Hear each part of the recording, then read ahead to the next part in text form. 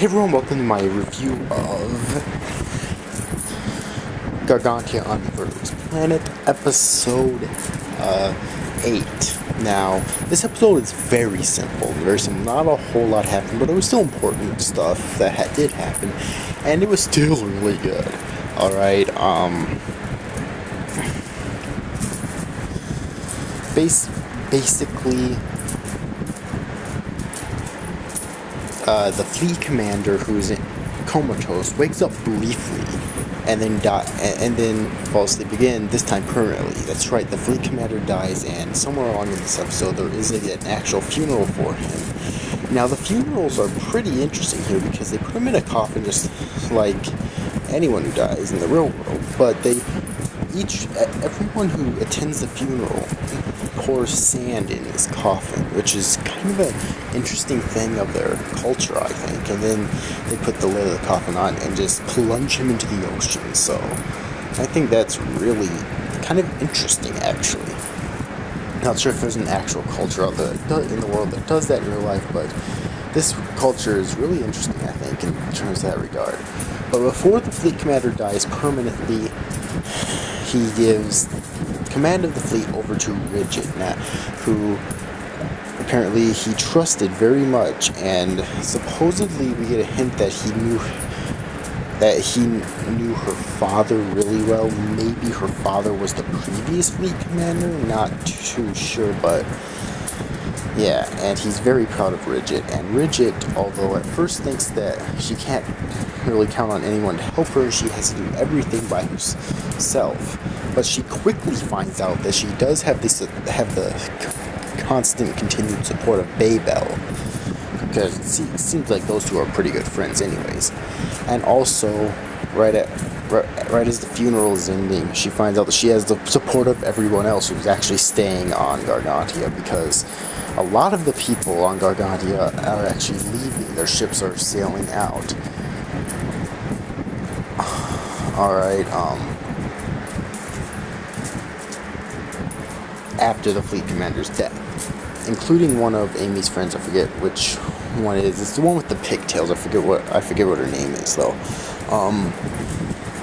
And Lado is leaving with Pinion, actually, because they made a deal to where Lado will kill the whale squid in their nest, and Pinion will collect the treasure that they have, basically.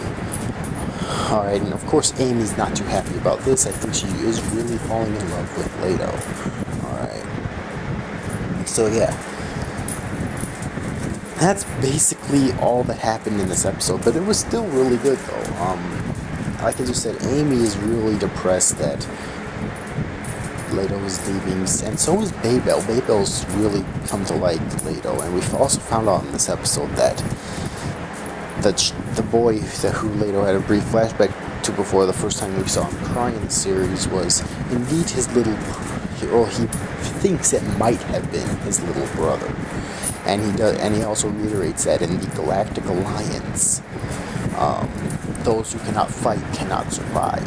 That's like the golden rule. Alright, because they need all the manpower they can possibly acquire in order to fight the whale squid, and if someone can't fight, then they're just an asset. They're basically just collateral, and they must be terminated, in essence. Alright, but Lado does give Babel one of the flutes that he has to remember him by, but then instead of heading back to Galactic Alliance, like I said before, he heads with Pinion to do some treasure diving. He'll kill the whale squids, and Pinion will collect the treasure for himself, because he actually found out he cannot return to the Galactic Alliance. Alright. Because even if they sent out an SOS message, it would take, it's like somewhere over 6,000 years and some odd hours and some odd minutes in order for it to actually reach the Galactic Alliance, because it's the first one that they've ever sent while on Earth. So I think that's really interesting right there, is how long it would take. Oh my god. So yeah.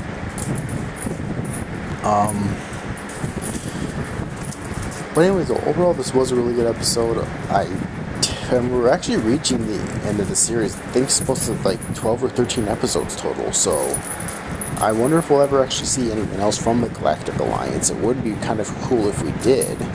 I really hope they do. Maybe they'll land to, like I said before, maybe they'll land to Earth and see Leto as a traitor being with the Gargantians, so they'll try to terminate him. Or maybe they won't.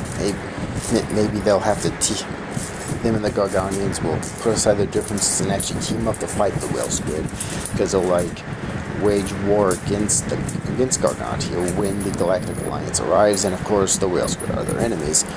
Or maybe Chamber will end up turning on Leto. It doesn't seem like it at this point, because after all, Leto is supposedly going right now to fight the whale squid, but I don't know. I guess we'll just see how it goes as the series progresses. It's getting really good though, I must say. So yeah, but anyways though, about it for this review. Overall, it was a good episode. One more thing I like to mention in this video though is the animation is still keeping up with the beat. The animation is still really good. And we're at episode 8, I'm kind of surprised. I mean, the studio is doing this, I don't remember what it is exactly, but they must have a pretty large budget to keep the animation this good. So yeah, let's hope it stays that way to the very end. The series isn't going to be very long, of course, so let's hope it stays that way to the very end in terms of the animation quality. But anyways though, overall, this episode was good. It was definitely good. Anyways, I hope you enjoyed this review, guys. See you after, guys. Thanks for watching. Bye-bye.